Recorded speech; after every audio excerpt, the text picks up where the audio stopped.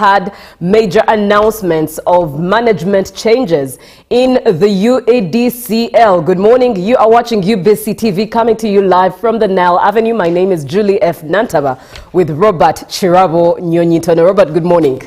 Good morning to you, Julie, and our viewer. Thank you very much for waking up with us this lovely Monday. We are in a new month, just to remind you. Right. And of course, if you are those people who on the 31st or before the 31st of any year come up with New Year's resolutions, please check. Q1 is done. And see how far you have gone as far as achieving what you put down on paper, that this year I must achieve this, I must move into my unfinished house, must be completed, I must have the wedding done. You know, that is the most hard thing a man can promise a woman. If you ever wake up and say, this year, come rain, come sunshine, I'm coming to your parents' place and we shall have the wedding. You know, if you did that out of excitement, now you're being reminded. So there's so much. Sometimes you set so very much with excitement that maybe you can't achieve. But also understand if things have not turned out as you had planned them to be. Now, Julie, to me, over the weekend, the UADCL, right, two top bosses. One forced to rest, another forced to go on leave. Now, UADCL is Uganda Electricity Distribution Company. Right. We pride in it that it is our company as Ugandans. We had the likes of Umeme. It was a foreign company.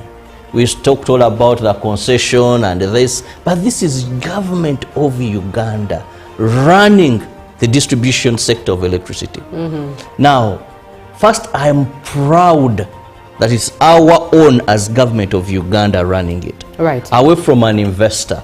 But according to some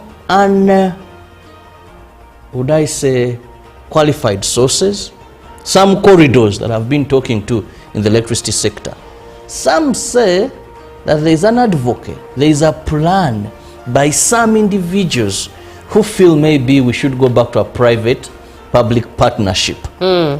Or have someone run this sector for us again. You know, because this thing has been rooming. And UADCL is just barely a year. Right. You know, barely a year since they took over. I think they did that in April or something, or I'll check out the dates. April 1st is April 1st. You know, and now within a twinkle of an eye, we're having management issues. You know, we are proud that we have UADCL, a Ugandan company, government of Uganda, because the electricity sector generates a lot of money, Julie. Right. I want to tell you the collections of UADCL a day, I highly doubt, can go below 5 billion shillings. That's a lot of money that is generated. So we should have that as a country, and I pray and hope that whatever challenges are there are dealt with.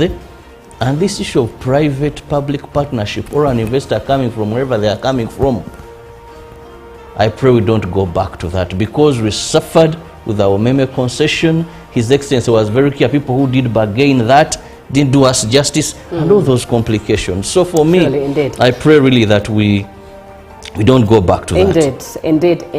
And it's on that very same note, Robert, that we take that trip on to the local scene. What do we have today as the updates?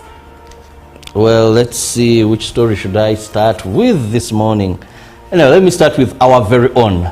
That is journalists, media activists, and human rights advocates came together for a call on the end of harassment by security agencies, emphasizing that a truly free press is essential and enshrined in the Universal Declaration of Human Rights.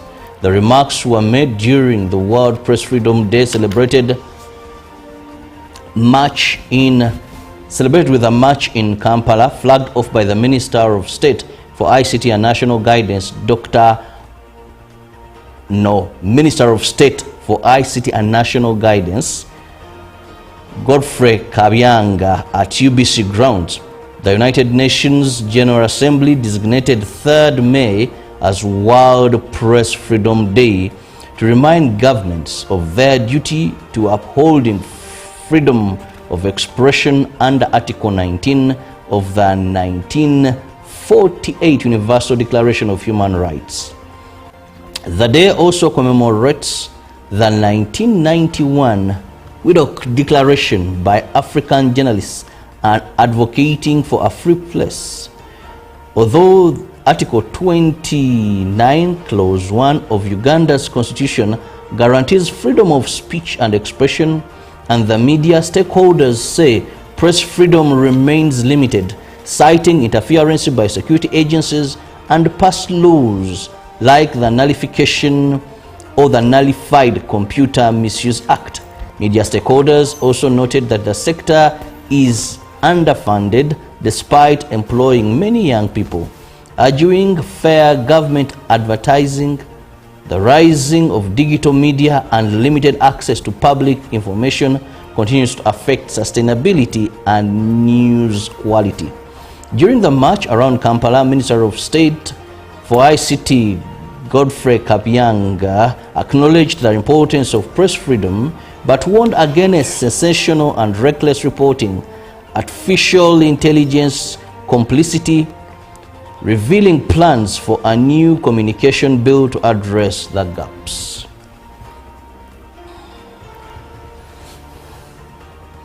The Uganda Vocational and Technical Assessment Board started streamlining skills training, warning institutions against issuing unrecognized qualifications. This follows a one-day stakeholders consultative meeting with heads of technical and vocational education and training providers in Kampala. The meeting held at UBTEB Secretariat brought together principals and head teachers of vocational institutions to align on the implementation of the TVET Act 2025, a law that mandates the board to oversee national assessment, certification, and curriculum development for technical training. The consultative meeting is a process to involve training institutions in the curriculum reforms to match industrial demands. However, UBTEB is concerned over institutions that assess and certify students internally, contrary to the national guidelines. Meanwhile, the board is also pushing for digital transformation in skills assessment and training delivery. On curriculum reforms, the Deputy Executive Director of the Secretariat in charge of curriculum development, Nasazi Jaria, said the new approach emphasizes practical skills and industry relevancy. The new curriculum, expected to roll out for diploma entrants by August, will emphasize 70% practical training and 30% theory, with a modular system requiring learners to demonstrate competency in every stage.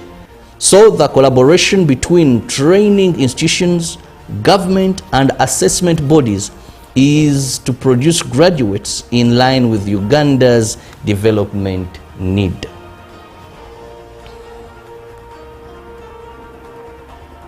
The Inspectorate of Government has launched a recruitment exercise to strengthen its presence in government institutions to fight corruption. The Directorate Inspectorate of Government, Scovia Kakoza, said the initiative will also protect workers' rights. The Director Inspector General of Government, Scovia Kakoza, said the move is intended to extend services closer to communities and enhance accountability. Kampala Resident City Commissioner Umar Rule Mawia emphasized the importance of ethical conduct in public service. Officials said the inspectorate has begun a nationwide effort to recruit individuals who will support anti-corruption works at grassroots. Leaders have called on the public to uphold discipline and respect for the law as the anti-corruption campaign gains momentum.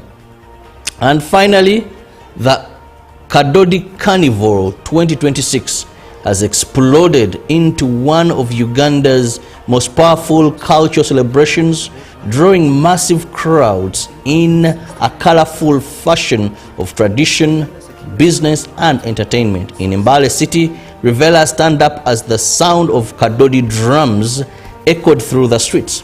The thrilling performance at the National Cultural Powerhouse Carnival delivered non-stop excitement. The festival was a vibrant business hub. Artisans showcased man-made crafts and traditional wear, while food vendors served local delicacies and revelers enjoyed the famous brew Kamarwa. Mbale Industrial Division MP Karim Masaba praised the initiative in using culture to unite Ugandans, while Senior Presidential Advisor on Creatives Eddie Kenzo applauded the organizers for promoting unity through culture. Rooted in the traditions of Bamasaba people, whose heritage traces back to Masaba in Gisu legend. Now, this festival is something very interesting. Our brothers have got that interesting culture as well. Right. Where someone is circumcised without anything to stop the pain. And that defines how a man, this person having endured that pain. I ever figured it out, Julie. If just cutting you know, then you're welcomed into manhood. I guess culture is culture, although this is a personal opinion. There are things that shouldn't define a man. Character really should define a man. Brevity defines a man. It does, but character, even if you're brave and your character is wrong, what man are you, really? Let me look at what we have on the foreign scene. We're starting off, of course, with Trump and his social media app, Truth, where President Donald Trump said that the U.S. will help guide stranded vessels out of the Strait of Hormuz from Monday.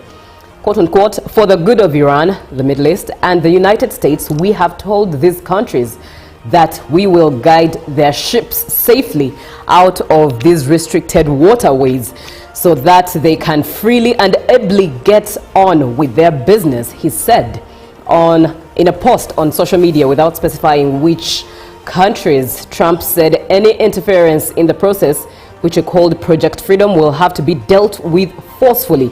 Iran has severely limited traffic through the vital shipping waterway since the war began in February. The U.S. has also enforced a naval blockade on Iranian ports. In the post, Trump also said that the U.S. representatives were having very positive discussions with Iran and that those talks would lead to something very positive for all. Trump added that the operation would be a humanitarian gesture made on behalf of the U.S., Iran, and other Middle Eastern nations, without listing which countries. He did not provide further details on how cooperation with Tehran would be managed. I hope these discussions are actually taking place. You know, usually they're only known to, it seems that discussions are only known to Donald Trump. Donald Trump. Hope they're not happening while he's taking a nap. Right. Rightfully said. Now let's move on to Amsterdam.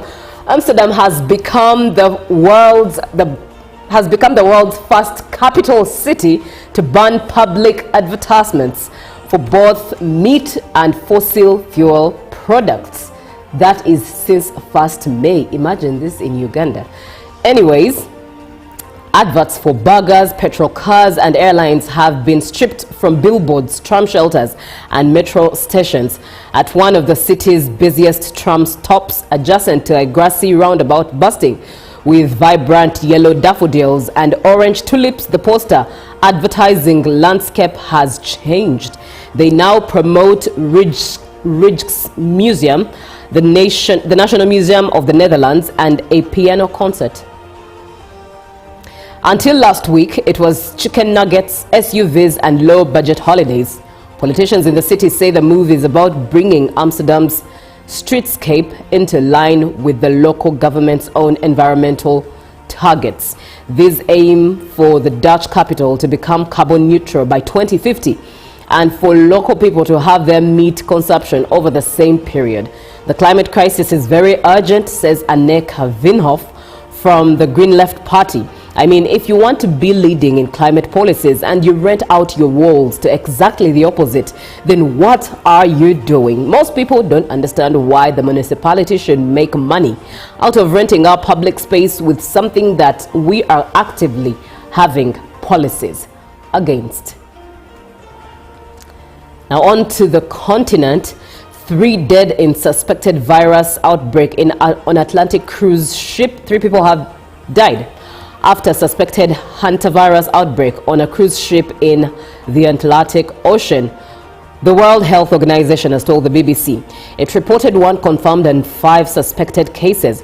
1 UK national aged 69 is now in intensive care in Joburg, South Africa. Local officials later told the BBC he had the virus. Hantavirus is usually passed to humans from rodents via their urine or feces. It can cause severe respiratory illness. Rarely, it can be transmitted between people. The UK Foreign Office told the BBC it was monitoring reports and ready to support British nationals. The outbreak was reported aboard the MV Hondias ship traveling from Argentina to Cape Verde. The MV Hondias is run by tour company Oceanwide Expeditions. According to an itinerary on its website, MV Hondias departed from Ushuaia to southern Argentina on 20th March and was expected to complete its journey on 4th May in Cape Verde. It is described as a 353-feet polar cruise ship with space for 170 passengers in 80 cabins, along with 57 crew members, 13 guides and 1 doctor. Well, that marks the end of what we have on the foreign scene this morning. Robert, what do the dailies carry? Sifted through some of the pages, and indeed I can't tell that some of the stories are rather eye-catching. But take us away. Well, beginning with the New Vision, arts teachers pay rise starts July. Interesting. You know that science teachers get about 4 million shillings a month. I don't know if that is that, but that's not a take-home. I think that's gross, definitely. That could be gross, yeah. Gross now, when you remove tax, we won't venture into that. Relax. We don't want your families, your wives, know exactly what you take home. But at least gross is 4 million. Now, URA suspends 6 senior officials. Okay. 6. Losing a job at URA. Senior.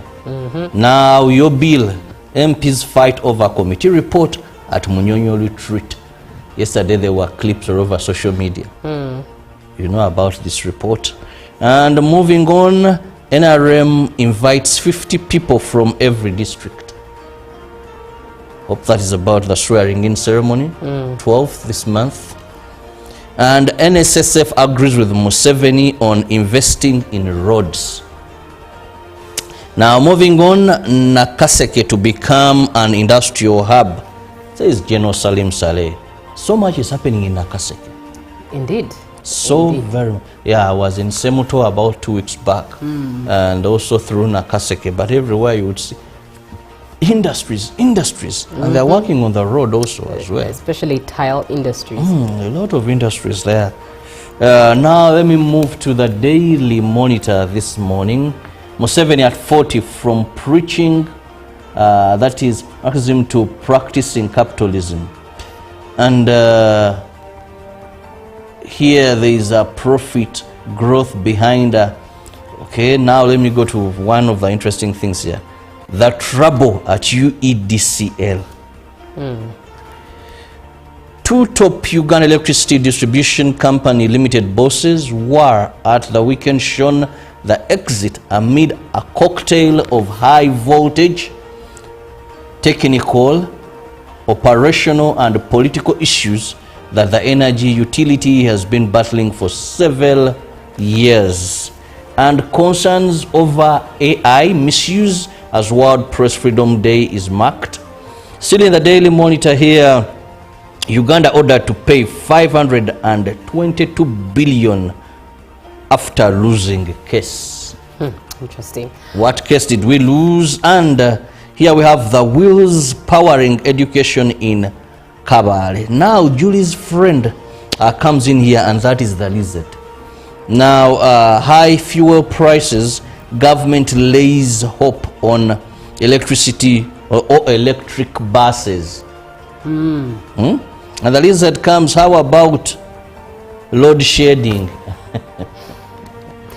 Interesting. You want to charge your bike and you're told no, due to what is happening, we don't have electricity. Interesting at that. The dailies, indeed, we do continue with the stories of the dailies, and DM Extra there has son's death sparks father's mental health movement, a story that you ought to sensitize yourself with, and the puzzle of holiday coaching and resting. Did you ever do coaching, Robert?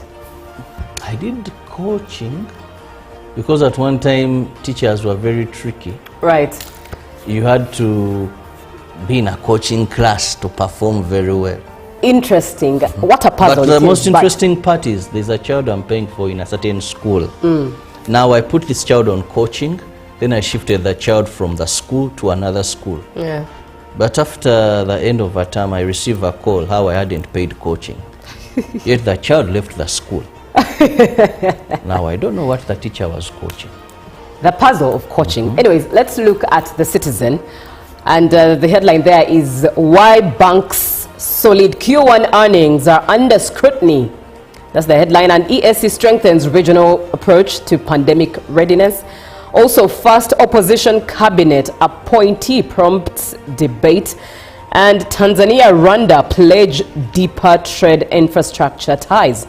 All of that from Tanzania in the Citizen. And the Daily Nation, housing jobs raw. That's the headline in the Daily Nation, representing Kenya, and secret recordings in Judge Tuju's ESCC 16 million shilling bribery case. And Kangata to quit UDA. Also, Ruto admits Mount Kenya headache in 2027 polls. All of that in the dailies. And a quick look at what the Gazette has for us as of the 30th of April 2026. Table of contents there. But looking at some notices to pay heed to, be it known that on the 12th day of December 2025, Nakate Nabuma Mai Sandra, an advocate of the High Court, has been appointed to be a commissioner for oaths under the above-mentioned act for so long as she continues to practice as such advocate, and the commission is not revoked, given under the hand of the Chief Justice then Alfonso Chigamoy Owinyi-Dolo as of the 12th day of December 2025. And a church to notice as a one to celebrate marriage. The church is Oracles of God Ministries. Denomination is Born Again. Village Naluvule, Parish Naluvule, Sub-County Wakiso Sub-County. And the county is Wakiso in Wakiso District, under the hand of the Honorable Norbert Mao as of the 2nd day of April 2026. That is the Minister of Justice and Constitutional Affairs. And another place of worship recognized as one to celebrate marriage. Church is St. Philip's Church of Uganda, Olilo B. Denomination Anglican. The village is Akandiang A. And parish is Olilo. Sub-County Bar, County Erut, District Lira. Given under the hand of the Honorable Norbert Mao on the 16th day of April 2026. That brings us to the end of what we have in the dailies this morning. And it's time for us to take a short break this Monday. But we'll be right back with another conversation in the real. Just save the number 0709 602592 for you to be part of the conversation. We'll be right back. Good morning. Live from UPC Studios in Kampala, this is Good Morning Uganda. And of course, your odd Mikolo that kept you up and about as the weekend always is. In fact, there's a term that I recently learned of Banamikolo and Semikolo. Very interesting one at that. But also the weekend had major announcements of management changes in the UADCL. Good morning. You are watching UBC TV, coming to you live from the Nile Avenue. My name is Julie F. Nantaba with Robert Chirabo Nyonyitono. Robert, good morning.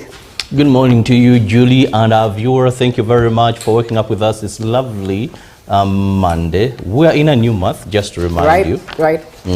And of course, if you are those people who on the 31st or before the 31st of any year come up with New Year's resolutions, please check. Q1 is done. And see how far you have gone as far as achieving what you put down on paper, that this year I must achieve this, I must move into my unfinished house, must be completed, I must have the wedding done. You know, that is the most hard thing a man can promise a woman. If you ever wake up and say, this year, come rain, come sunshine, I'm coming to your parents' place and we shall have the wedding. You know, if you did that out of excitement, now you're being reminded. So there's so much. Sometimes you set so very much with excitement that maybe you can't achieve. But also understand if things have not turned out as you had planned them to be. Now, Julie, to me, over the weekend, the UEDCL, Right. two top bosses. One forced to rest, another forced to go on leave. To go on leave. Now, UEDCL is Uganda Electricity Distribution Company. Right. We pride in it that it is our company as Ugandans. We had the likes of Umeme. It was a foreign company. We talked all about the concession and this, but this is government of Uganda running the distribution sector of electricity. Now, first, I am proud that it's our own as government of Uganda running it. Right. Away from an investor. But according to some would I say qualified sources, some corridors that I've been talking to in the electricity sector, some say that there is an advocate, there is a plan by some individuals who feel maybe we should go back to a private-public partnership or have someone run this sector for us again. You know, because this leave, this thing has been rooming, and UEDCL is just barely a year. Right. You know, barely a year since they took over. I think they did that in April something, or I'll check out the dates. April 1st is April 1st. You know, and now within a twinkle of an eye, we're having management issues. You know, we are proud that we have UEDCL, a Ugandan company, government of Uganda, because the electricity sector generates a lot of money, Judy. Right. I want to tell you the collections of UEDCL a day, I highly doubt can go below 5 billion shillings. That's a lot of money that is generated. So we should have that as a country, and I pray and hope. Is Good Morning Uganda. Pick of the day on UBC.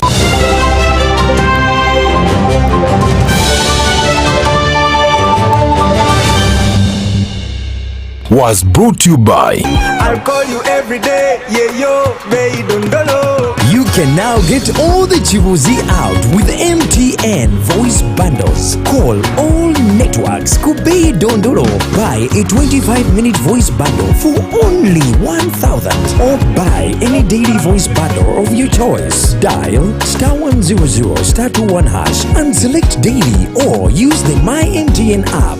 When we talk together, we are unstoppable.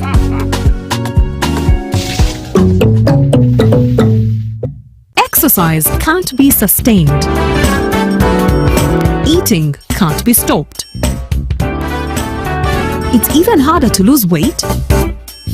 Come and give it a try. Genshikang L-carnitine chromium capsules. Plant extract, scientific ratio. Take 3 capsules each time. The active ingredient accelerates fat burning,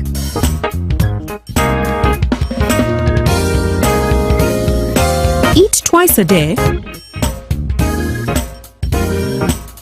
don't take a detour. Weight loss starts now.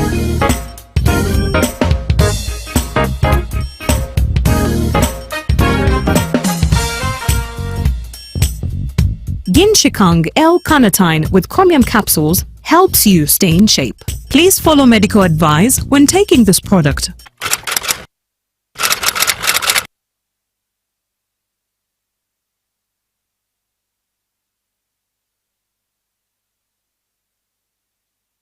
I know what Uganda needs. When General Caleb Akintwanaho retired, Salim Saleh presented his long, detailed analysis of Uganda's economy and structured recommendations for improvement in the form of the Third National Development Plan, NDP-3, to President Museveni.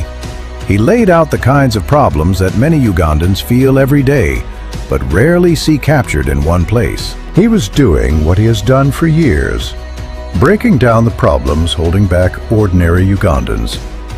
He talked about distortions in factors of production, such as land conflicts that choke investment, the high cost of finance for ordinary people, the shortage of skills among youth, the slow pace of value addition, and the gap between production in the villages and the factories in industrial parks.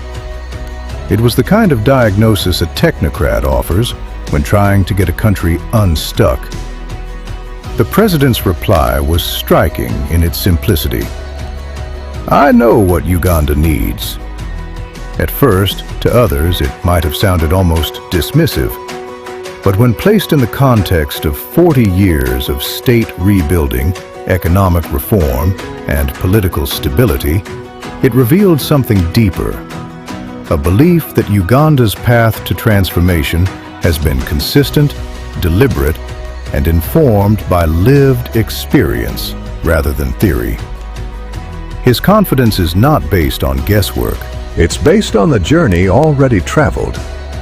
He always stresses that any serious revolutionary discussion about the economy of Uganda, or indeed much of Africa, should include the following questions.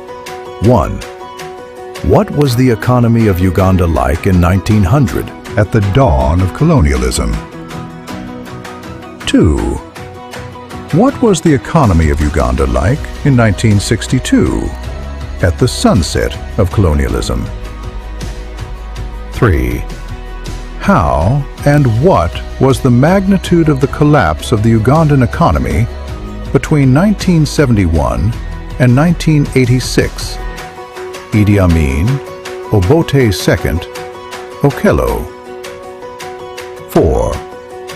What, therefore, was the economy of Uganda like in 1986? 5.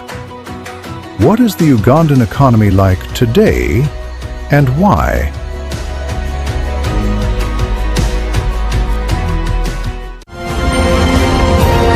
Live from UBC Studios in Kampala, this is Good Morning Uganda.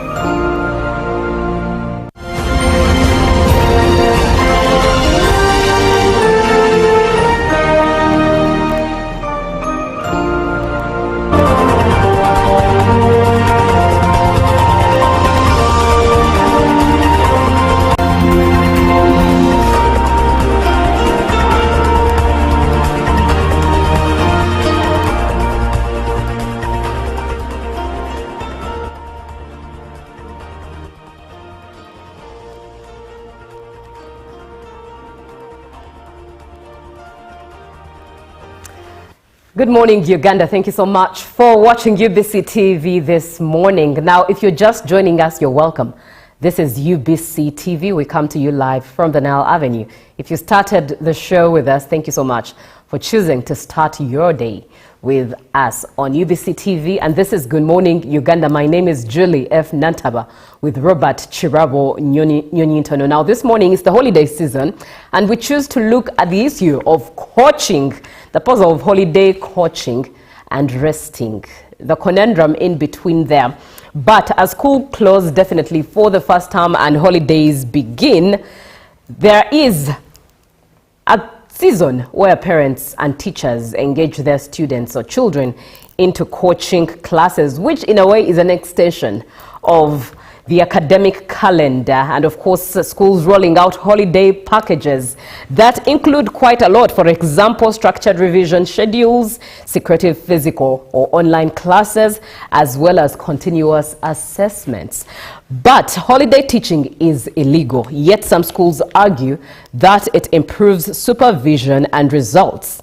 In your opinion, which perspective do you agree with? Should it really be illegal, or does it actually indeed enhance results. Some of the reasons that schools give, for example, they say that some teachers prefer coaching in physical form, in person, where the students are with them, because it allows the teacher to closely monitor the learner's progress. And of course, some teachers argue that the patterns of an idle holiday can set students back when they return the following term, and it leads to slowness or backwardness in line with their progress of the curriculum. And of course, there is the challenge of online classes. If I told you to do online coaching, where some can't easily access the internet, some might not even log in, might lose track of the time for the class if not closely monitored. But share your opinion on 0709602592 and let us know what you think.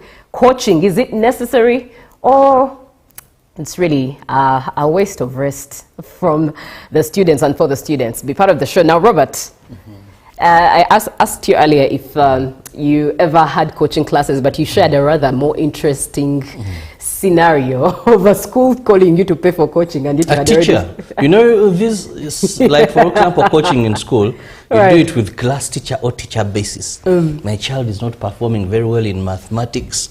Let's call you the mathematics teacher. Then the teacher comes and say, yes, Mr. Chirabo, this child scored a 70, and you're like, 76 in P2, should be getting 90s.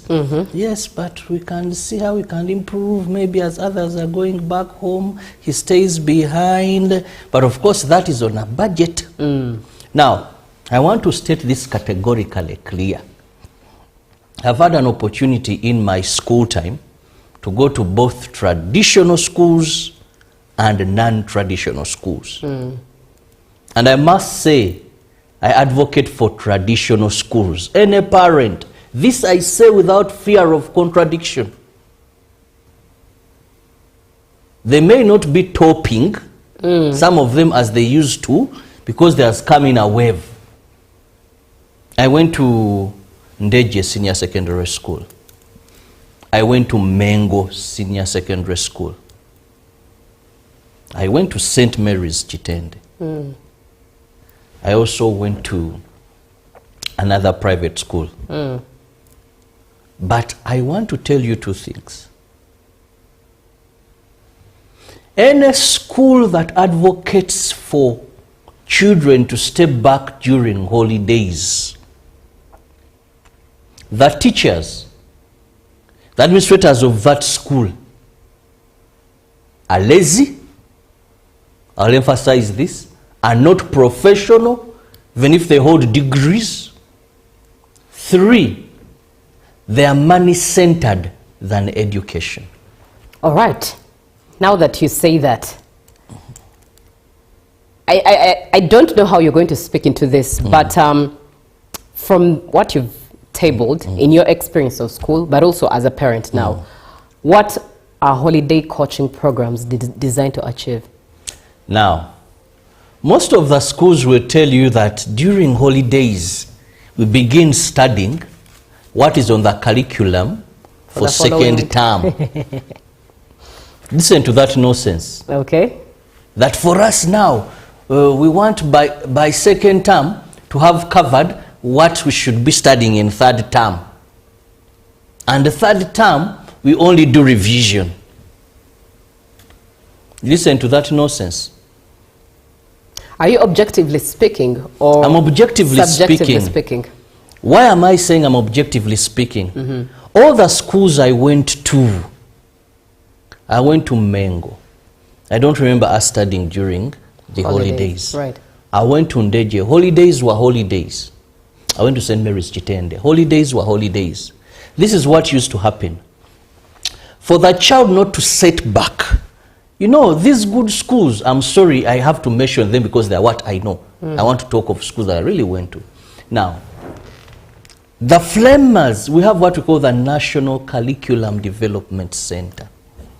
Any teacher knows that this curriculum was designed properly. That in first term, the minds of pupils or students at this particular time can accommodate this in first term.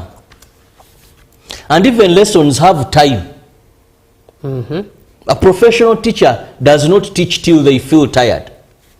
Lessons have particular time, that the concentration level of this P1 child, 45 minutes are enough. You change subject, another one comes in, then there is break to go and pray and rejuvenate. They run around, they do this, then there is lunch time. I'll talk of one of the schools I went to. We would stop school at 4. You know, then people would go to scripture union, those would go and play cricket, others basketball. Then at 5 the gate is open for us to go home. But we had break time, we had lunch time. Now every class teacher will tell you that Ministry of Education and Sports was wise. Let me tell you, Judy, first term, they will say these are the amount of hours children are supposed to be in class. This is what you're supposed to cover. Now, and this is the resting time for these children. That is why I'm doing all it takes not to mention schools, but go to these traditional schools and they will follow that. No wonder they will bring a fully packaged person who is not only looking at passing exams, but has got values inculcated in them. Right. So, that is one. Now, a school and a teacher who cannot go by this as planned by experts. We have experts in education who draft this syllabus, who draft this curriculum, teaching hours, and what you're supposed to cover that term. Now, how would you tell me that you've not had enough time to cover work? You know? Or how do you tell me if you are a teacher, professional teacher, Julie? Now you tell me this person is weak in mathematics, needs extra time. The problem with commercialization of education, sometimes the classes are so huge. But I remember in our days, in those good schools I've talked about, if you're doing well in a certain subject, we had preps and teachers would be in the staff room. Now, sometimes, I don't know if you remember in your book, something like this. See me. Or sin. I see sin. Sin, then see me. See me, A teacher would invite you. I remember one was called, I think, Chijambo Godfrey. Ndeje would call you, was teaching mathematics. Or send someone, go and bring Nyonyinton. You come, he sits you, Robert, what is the problem? How do you do this? Now I'm going to be giving free of charge because he wants you to pass. Now he talks to you, no, this is where is the problem. Or even weekends if it was a boarding school. No, Robert, we have a program, all the few, you know, even when teaching would give more emphasis to you in class. That's why you would see a teacher is teaching, then he comes and stands next to you, not to beat you. Say, no, Chilabo, you've not got this. This is how, no. You know, now, they have talked about holidays. Okay. The biggest problem some of these schools are doing is making our children live artificial lives away from the life they are going to face. What do I mean? I was in these traditional schools. Prep time was prep time. Class time was class time. Break time was break time. Now, they would teach you what we call self-governance and organizing yourself. Now, some of these schools that advocate for coaching, what they do is they pump this child with so much information. No wonder they won't do music, dance, and drama. They won't have debates. They won't have sports. They won't have, what are those other co-curricular activities? Because a child, you have to make sure the head, the mind, and the body are in good shape. Right. So they will pump these children. They will keep on pumping these children. Now, when these children leave those schools and start life, these are children even in the workplaces that have to be pushed around. For us, we would go for holidays, enjoy your holidays, but remember you had the beginning of term. See how a school inculcates values in a child.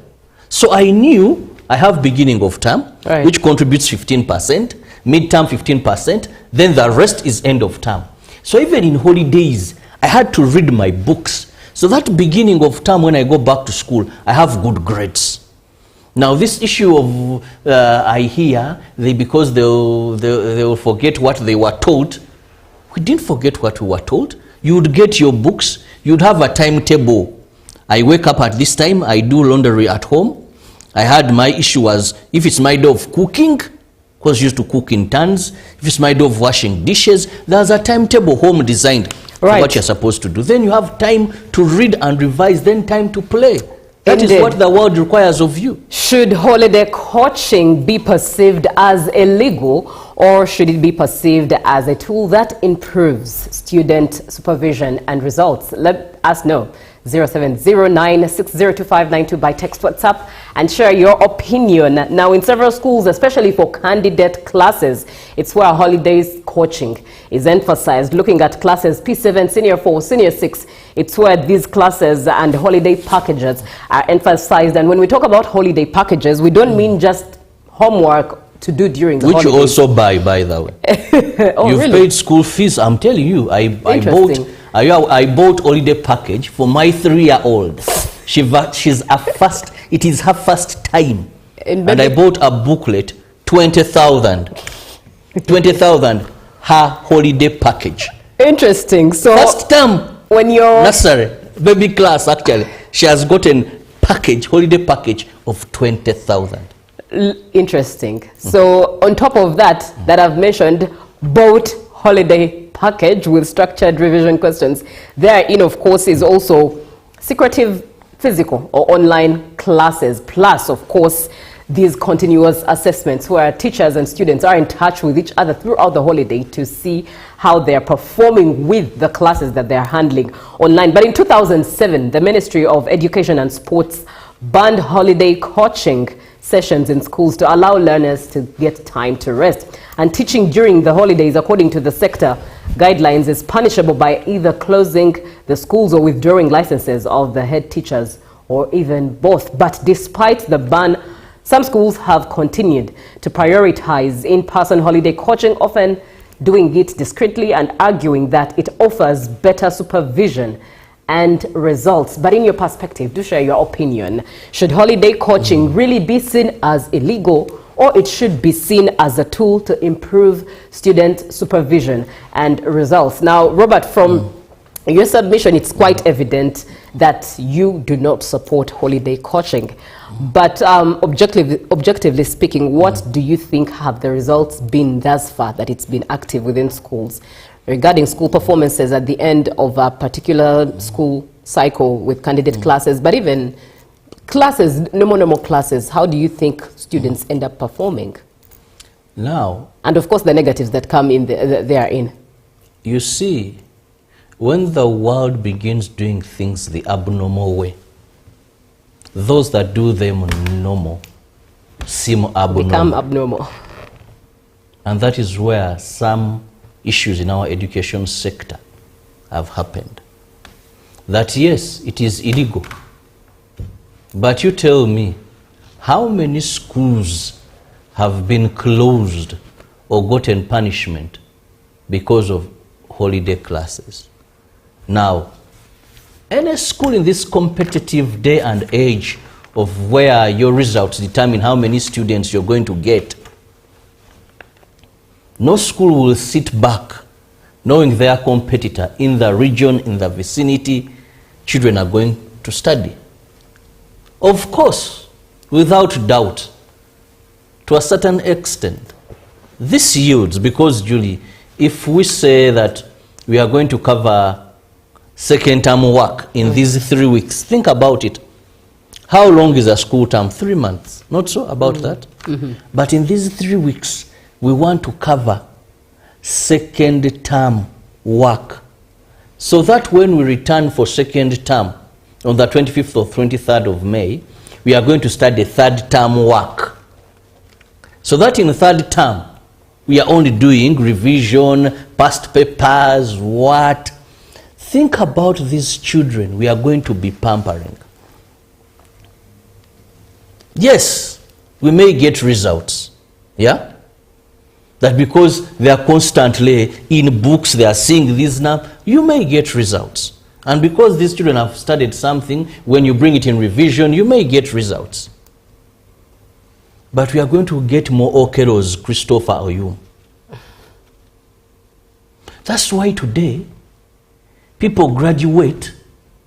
You look at these chaps, P7, senior 4, they look older than we were, yet they started school much younger than we did.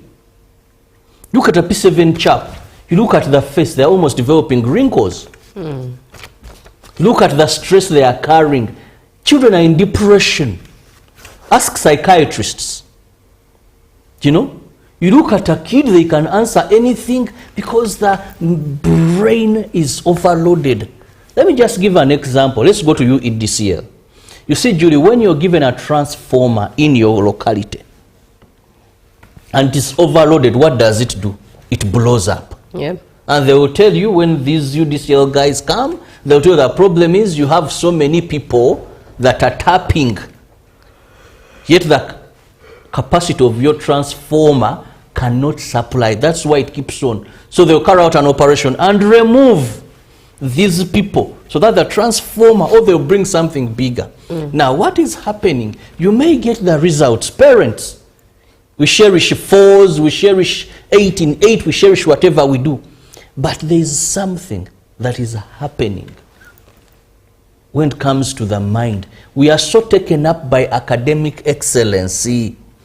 No wonder today the values that were being taught in schools, like I've told you in our traditional schools, religion was a must, Judy. You know, you would have prayers, they would preach the sermon. You had Reverend Impaji. You would, you know, sports was a must. You would either play basketball, play volleyball, play cricket, play baseball, chess, you know. There were so many games, netball, darts, you know. These were in school. Then, they would also observe your character. You know, how come you're having so many? All these today, what is happening, they're interested only in your aggregates. Yeah. Now you get a person who goes through school because of coaching, pumping and all that, and they come to the workplace, they come late, they have no values of associating with people, they are wired like they are semi-crazy or mad because the education system. And I'm very happy with the revised curriculum. The list is practical now. But the other issue of pumping, you may get results, academic performance, yes. But what are you bringing on market? What are you bringing for us? What husbands are you producing? What wives are you producing? What mothers are you producing? Who are overloaded, missed values they should get in school, and at the end of the day, you know, when we were growing up, we had a saying, Judy, for you this generation, I don't know. And I was saying Uganda. Because education, I want to look into the camera. Because education would bring a fully whole packaged person. The head, which is the brain, the body, and the spiritual element. They would say, Weisanga atasoma. Do you know why? Because a person who had gone through school, school had transformed that person, the way they speak, the way they associate with people, the way they handle problems. Today you find doctors fighting, lawyers boxing each other. Right. Now looking at some of the opinions coming through, and there is a teacher here who shares that at their school they focus on virtual learning even during holidays, but why they do that is that it allows them have balance, revision and rest, and that they only use recorded sessions, really, where a student or pupil can only do it at the time of their convenience. But looking at some of That's an international school. Could be. Because my Kakuto Primary School. But looking at some of the comments coming through, good morning, Julie, thank you for the good presentation. But remember, these days, schools turned into businesses, so they have to go the extra mile for the business to stand. And hello, good morning. Okay, this is in Uganda that nsaba muntuusize okusaba kwange eri Ministry of Education abaana baffe aba sciences okusoma omwana n'afuna points 18 ku points 2 n'atafuna government sponsorship mbu S4 yafuna 18 byebiki ebyo yet abadde akola BCM PCM ebitali byangu tuli ku kiddala. This is a parent who seems disturbed by the fact that if a pupil at a student doing USCE gets 18 to 20 points and they don't get government sponsorship, what does it mean if the government says that they fail to get 18.8 at S4 and that disqualifies them from getting a government sponsorship after S6? Well, I have no knowledge as of that, and I won't comment. All right. Good morning, Julie and Robert. As usual, I'm Cricket Derek Gagamel. Personally, I thought holiday were provided for students to refresh their minds and maybe do some revision at home. But the issue of holiday coaching is more of suffocating students' brains. And as a matter of fact, teachers do them more for businesses and business purposes than focusing on a student's excelling. So by the end of the day, a child's brain is exhausted, yet they are charged still. So let the greed for money not take schools to an extent of doing more harm than good. Good morning. Thank you for the program. I also agree with you, sir, because these days kids are really overworked with books. Good morning, Uganda. This is Odaro Vincent from Tororo. Holidays are meant for children to relax their minds from class work, waking up early for lessons. And what is that a teacher covers in 3 weeks of holidays, yet he didn't cover in 3 months of the term? Children should first be left to rest a bit, but should not totally relax. They should continue revising their books by themselves. Now we begin to close this conversation off. Some of the parents on here remain split, with some supporting coaching for academic gain while others worry about the cost and the pressure. In fact, a parent here says that coaching gives her confidence that her child is learning and is safe, unlike being at home and laying idle. But then another parent says that he really admits of the financial burden that coaching comes with. And of course, for learners, the obvious is like, duh, they are tired and only do this for the parents. So, of Education and Sports, before we conclude this, should come to our rescue as parents. The way schools are treating us, you have no alternative but to be enslaved in that captivity. You wake up, you go to pick your child's report, the circular, 20,000. You don't debate. Either take it or your child misses out. Right. If they say P7 class is remaining behind, you're paying 150 for 3 weeks or 200. Parents with children in candidate classes. You have nothing to do. We are held captive. Ministry of Education and Sports, come to our rescue. These schools, parents have no say, have nothing to do but to dance to that tune. There is a trip. 150. Where are you going to? In Kampala here, Hotel of UBC Parliament. Anyway, some of these trips I also have questions regarding these trips. But let's close this. Exploitation. Let's close this with a comment that says, "Good morning, UBC. Thank you for the wonderful talk this morning. Holidays should be holidays so that parents can get a chance to interact with their children, relatives as well, so that they can get to know each other and so that they don't bring home as partners after being at school and workplaces due to lack of interactions, family interactions. In other words, when they are away from their families, they might end up relating with their relatives and bringing them home as spouses because they don't even know them." Second, how do I teach my child other works? Medias from Uganda. Wives that can't cook lunch because all the time husbands that do. Parents are paying for their children to become mad. This is Nixon from Lera. We close it here. Up next is JMU. And he has done it wise. P7 We'll with be the right wrinkles. back. Good morning. Senior for all.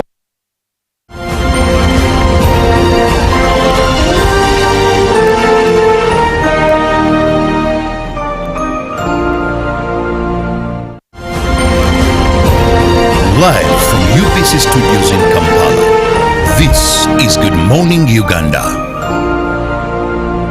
I know what Uganda needs. When General Caleb Akantwanaho retired, Salim Saleh presented his long, detailed analysis of Uganda's economy and structured recommendations for improvement in the form of the Third National Development Plan, NDP-3, to President Museveni. He laid out the kinds of problems that many Ugandans feel every day, but rarely see captured in one place. He was doing what he has done for years, breaking down the problems holding back ordinary Ugandans. He talked about distortions in factors of production, such as land conflicts that choke investment, the high cost of finance for ordinary people, the shortage of skills among youth, the slow pace of value addition, and the gap between production in the villages and the factories in industrial parks. It was the kind of diagnosis a technocrat offers when trying to get a country unstuck. The president's reply was striking in its simplicity. I know what Uganda needs. At first, to others, it might have sounded almost dismissive. But when placed in the context of 40 years of state rebuilding, economic reform, and political stability, it revealed something deeper. A belief that Uganda's path to transformation has been consistent, deliberate, and informed by lived experience rather than theory. His confidence is not based on guesswork. It's based on the journey already traveled. He always stresses that any serious revolutionary discussion about the economy of Uganda, or indeed much of Africa, should include the following questions. 1. What was the economy of Uganda like in 1900, at the dawn of colonialism? 2. What was the economy of Uganda like in 1962, at the sunset of colonialism? 3. How and what was the magnitude of the collapse of the Ugandan economy between 1971 and 1986? Idi Amin, Obote II, Okello. 4. What, therefore, was the economy of Uganda like in 1986? 5. What is the Ugandan economy like today, and why?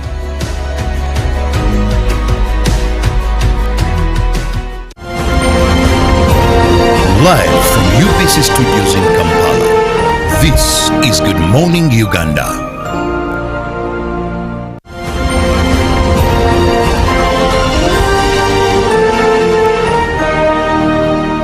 Brought to you by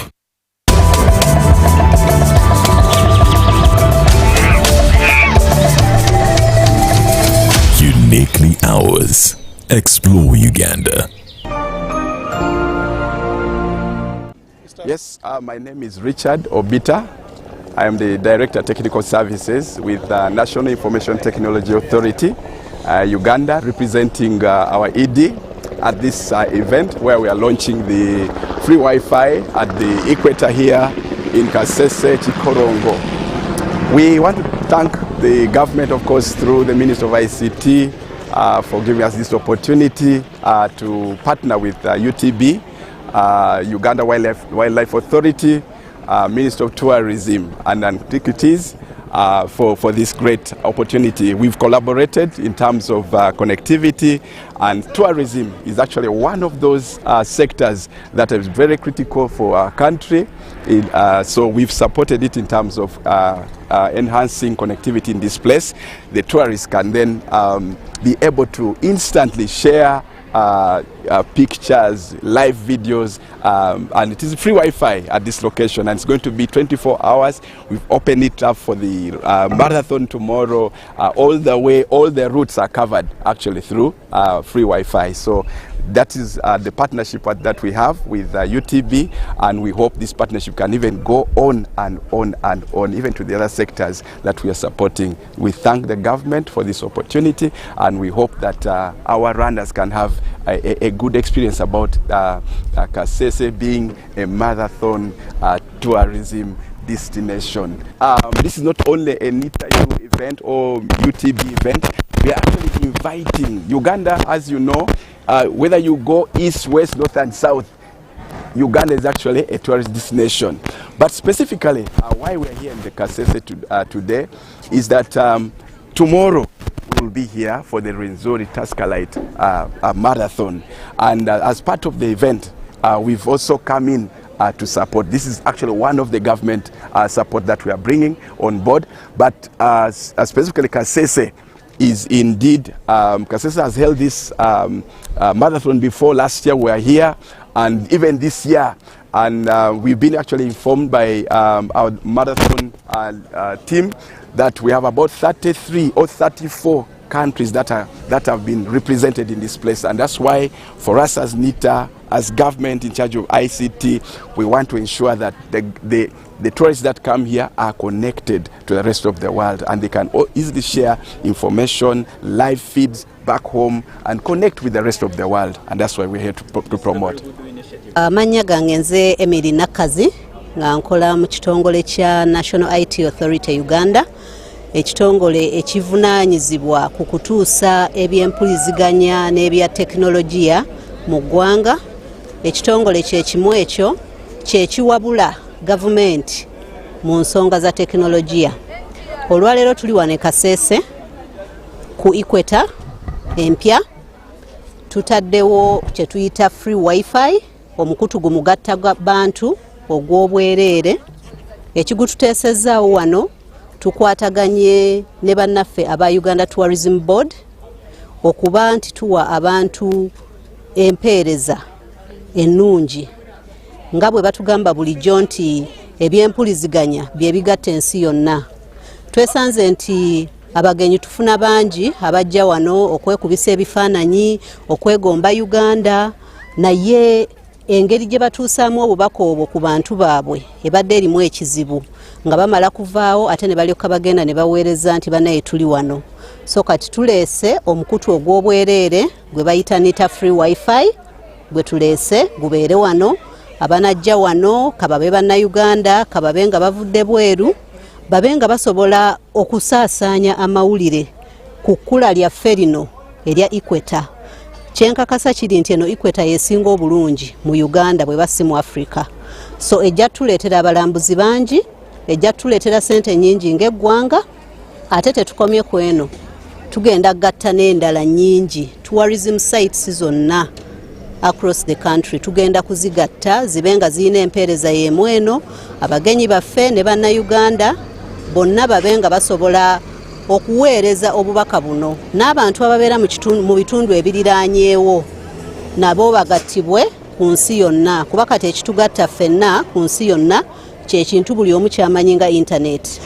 So awatali internet buli omu abeera mu kasonda ke, naye bwe tuba ku internet ffenna tubeera mu nsi emu ate engazi.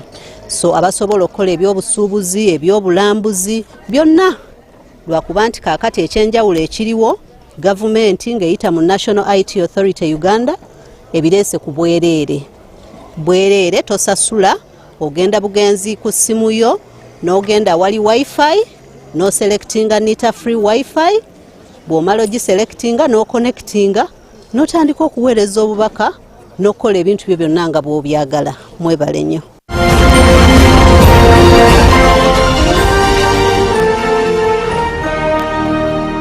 Brought to you by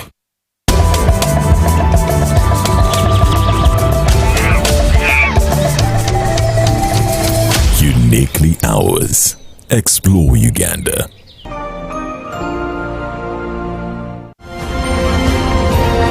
Live from UBC Studios in Kampala, this is Good Morning Uganda. My question is, what is the difference between rental tax and income tax?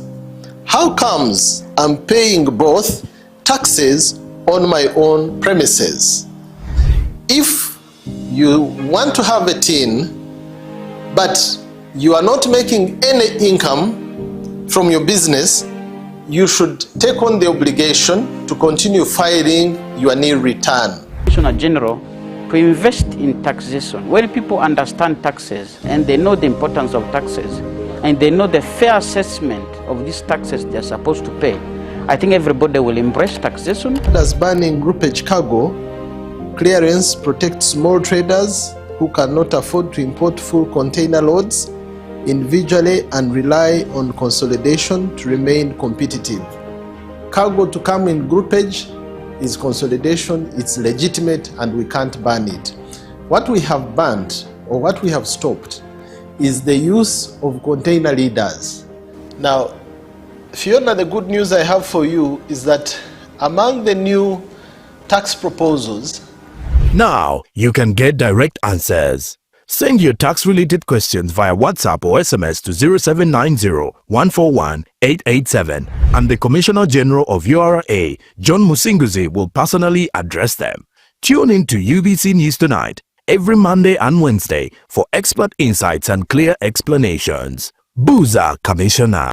The government's mandate is to maintain law and order, safeguard citizens' rights, and provide essential public services. Remember, one of the pillars of a roadmap is innovation and entrepreneurship. There has been this question of how are you protecting our indigenous seed? It's going to be a tall project. That answers somebody's question. The front bench has brought you insightful discussions on governance, security, healthcare, justice, and commerce. When you go through this complicated procedure, involve the lawyers, you bring the case against him, the judge will hear you out and pass judgment, and you're out of court in record time. We remain committed to keeping you informed and engaged on key national matters. So these are huge, these are powerful organizations which now Uganda chairs. Why don't you come together? If we haven't migrated to the e-card because of various reasons, including that not all the people of Uganda have smartphones. You can sit in your house, apply for a passport. If you have a Ugandan who has a successful logistics firm in the US, it means he can come to Uganda and do a lot more. Every Monday at 8:30 p.m. with me, Jethro Kasaiji, your interface with the government only on your public broadcaster, UBC, Inspiring Uganda.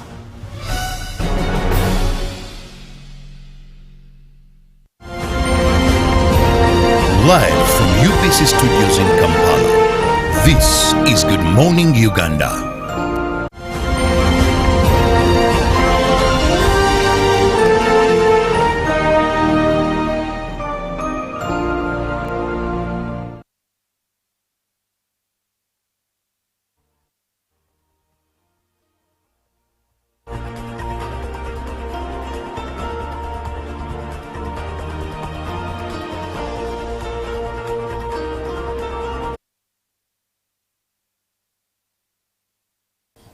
Hello, thank you so much for being with us. Let's now talk business. And the Lottery Club of Kampala East installed Rachel Mindra Kato Goro as the new president, signaling a shift towards a more business-driven approach to community development.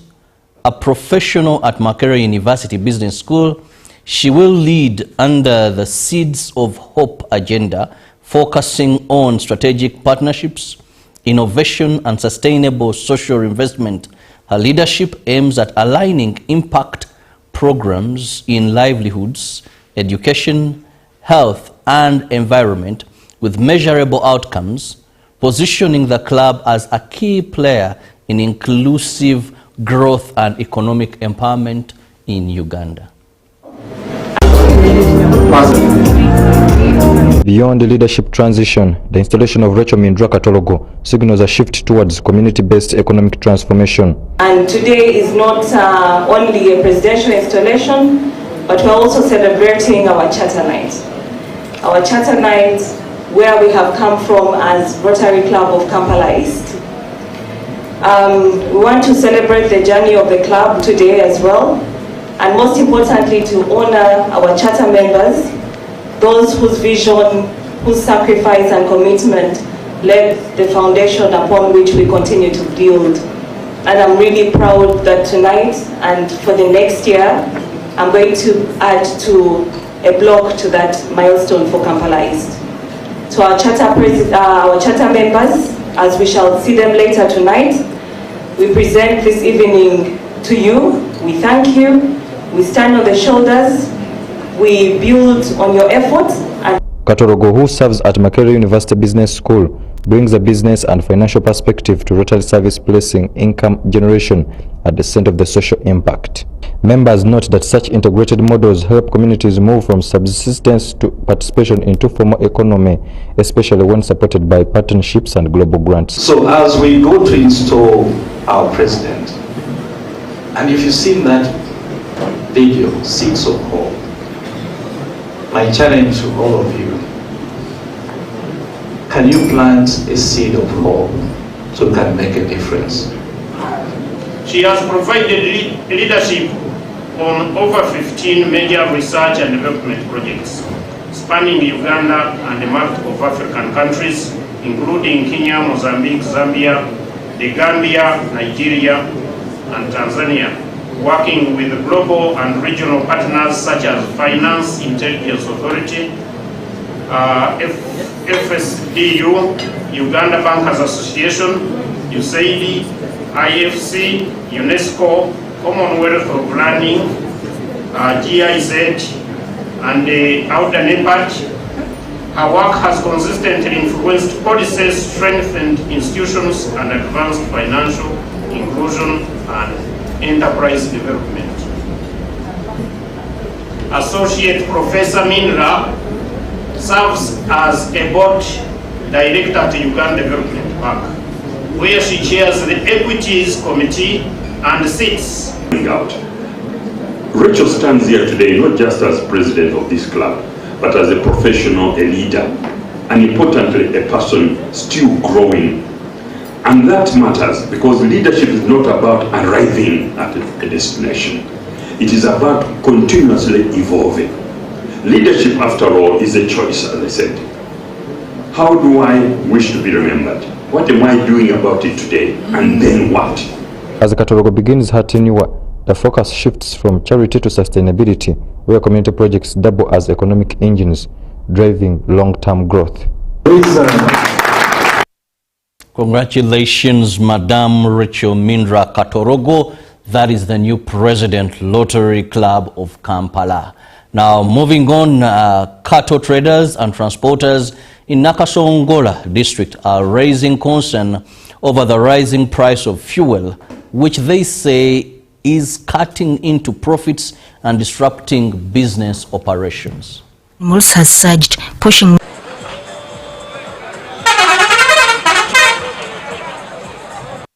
Located along Uganda's cattle corridor, Nakasongola depends heavily on livestock farming and trade as a key source of livelihood. But in Nakitoma sub-county, one of the district's major cattle markets, traders say the cost of transporting animals has surged, pushing many into losses. Here in Nakasongola, and we see this by having one of the largest markets. This market welcomes traders from all over the country, all the nearby districts like Nakaseke, Masindi, Chiriandongo, and the traders come far away from Kampala to buy animals to take and do business, the slaughter slabs. However, the business has been moving on well, but we have been affected by some few challenges, like traders complaining in the fuel prices, which leads to rise in the transport of the animals. So, and this has also affected the cost of the animals in the market, and also I think in the various abattoirs and slaughter slabs. Transporters say they have been forced to increase charges to stay in business. However, traders argue that higher transport fees combined are further squeezing their margins. Stakeholders now warn that without urgent action, rising fuel costs could cripple one of the district's main economic activities. The fuel expenses are high, and which means we are positively charged with these transporters, and then you cannot blame them because whoever transports land needs to get less than losses. But what I would request from our leaders on top, at least to get some ways of planning for us so that fuel at least reduces and we incur some profits. Whereby, where they were taking us at like 70,000, now they are added like 10,000, which goes to 8,000. And that 10,000 added in, it would be the profit we would be earning as we traders, which would get some money I take at home, some essentials, but now we are now facing a tough condition. And then these herdsmen, for them they don't pay more about our fuel. For them they say it's not about us, but it's your cause. So it's now facing us hardly and harshly, transportation. They are calling on government to step in. Well, fuel, 6,500 a litre of petrol. That is quite high. Now, moving on, residents of Buyikwe district have called upon government to intensify efforts aimed at reducing poverty. This they mentioned during celebrations to mark International Labour Day. Is so overall. Residents say the strategic campaign for alternative income generating activities for fishing communities in Uganda, SCIFE initiative, has shifted them from over-dependency on fishing to farming and livestock rearing. The lake is so overwhelmed by the pressures that are exerted by the masses on it. You see, even all these people who have been on the streets, they are now back into the lake because they no longer have what to do.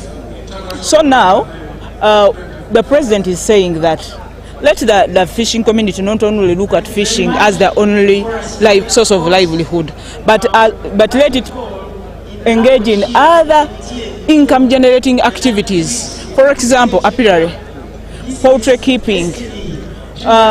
With declining fish stocks affecting incomes, many families say the program has provided a lifeline, offering training, farming tools, and livestock. In the fishing communities also, we have a good plan for them. Instead of them engaging in criminal activities like prostitutions, we are saying that we are mobilizing, we are putting for them what we call women entrepreneurship centers. So in those centers, these women, we train them how to make we skill them in these small skills like making shampoo, making liquid soaps. Program officials say there are plans to train women in entrepreneurship and legal skills for a wider economic opportunity.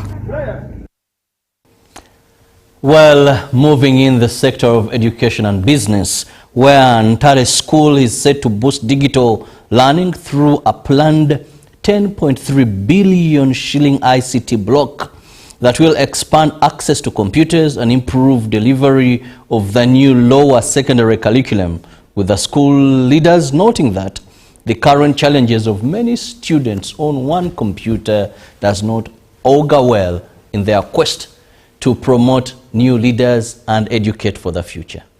They have a story behind them. This focus on an ICT block that will house so many computers that will help us in delivering particularly on this new curriculum. You see, on this new curriculum, computers are very necessary. There are so many innovations that students do with the computers regarding this new curriculum. But you know, almost everybody now does ICT in O level, those who do mathematics, they do ICT. So you can't wait. Now, if you are, for instance, teaching an ICT class and you have 5 boys on one computer, there are some boys who will go with little or nothing.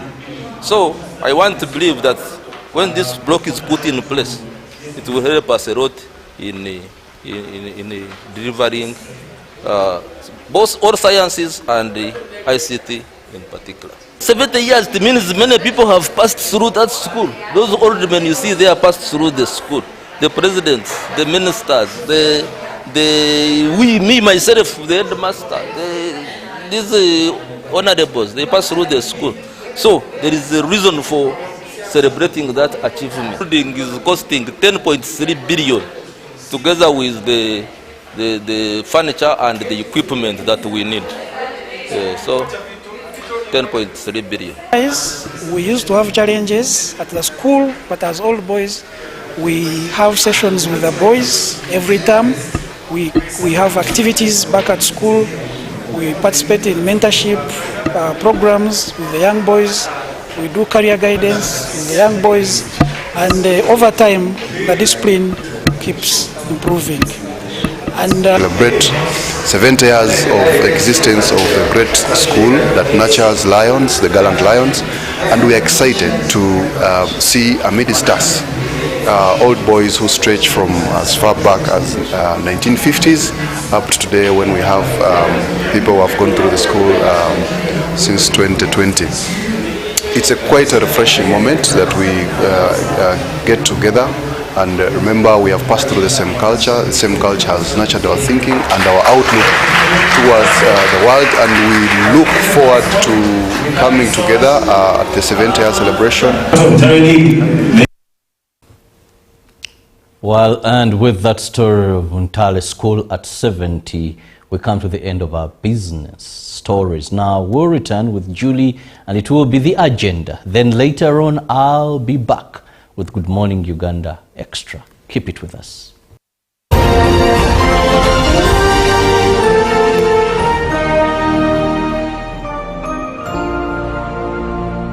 Pick of the day on UBC.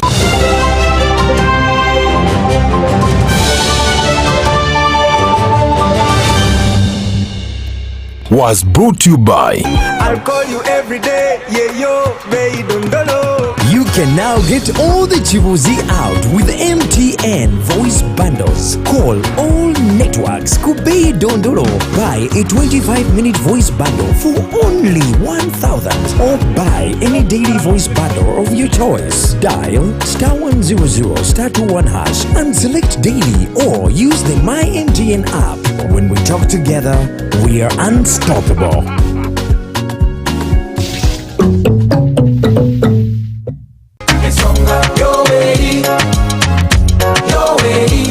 In 1986, a new chapter began. A fundamental change was etched into the heart of our nation. Uganda has since then witnessed a socio-economic transformation under the leadership of President Yoweri Kaguta Museveni. Through peace and security of persons and property, economic growth, infrastructure expansion, health improvements, education, regional integration, industrialization, digital transformation, youth and women empowerment, wealth creation, among others. A nation once in recovery is now a beacon of regional stability. The people have spoken, and the NRM government has been given another term in office. The Board of Directors, Management and Staff of the Uganda Broadcasting Corporation proudly congratulate His Excellency Yoweri Kaguta Museveni Tibuhaburwa upon his resounding victory in the recent elections. Witness history as it happens as we broadcast the swearing-in ceremony on Tuesday, the 12th of May 2026, live at the Kololo Independence Grounds, here on UBC TV, our radio stations, and all our digital platforms. Ugandans, let's protect our gains. Long live NRM, long live Uganda. UBC, inspiring Uganda. Exercise can't be sustained. Eating can't be stopped. It's even harder to lose weight. Come and give it a try. Genshikang L-carnitine chromium capsules, plant extract, scientific ratio, take 3 capsules each time. The active ingredient accelerates fat burning,